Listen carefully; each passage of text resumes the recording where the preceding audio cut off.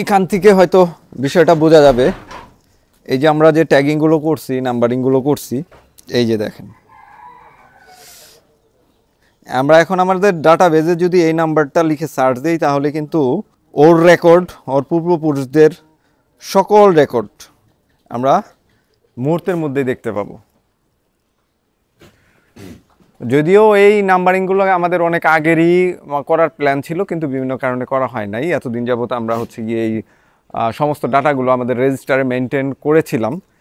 আর অনেকে একটা কমন প্রশ্ন করে থাকেন, সেটা হচ্ছে গিয়ে ছাগলের এত এত জাত থাকতে আমরা কেন শুধুমাত্র একটা জাত অর্থাৎ সিরোহী জাতের ছাগল নিয়েই 7-8 বছর ধরে ফার্মিং করতেছি। এইটার অন্যতম একটা বড় রিজন হচ্ছে গিয়ে আমরা এই একটা জাতকেই ডেভেলপ করতেছি, এইটারই একটা পেডিগ্রি, এই ছাগলগুলোর একটা পেডিগ্রি কিংবা হচ্ছে বংশ পরম্পরার হিস্ট্রিগুলো রেকর্ড করতেছি এবং কালিং করতে করতে, ব্রিড আপগ্রেডেশন করতে করতে এটাকে আমরা ডেভেলপ করার চেষ্টা করতেছি। সিরোহী জাতটা কেন সিলেক্ট করলাম সেটা নিয়ে আমি বিস্তারিত অন্য ভিডিওতে বলবো, আলাদা একটা ভিডিও লাগবে এটার বিস্তারিত, একটা পূর্ণাঙ্গ ভিডিওই দরকার হবে এটা এক্সপ্লেইন করে আপনাদেরকে বোঝাতে।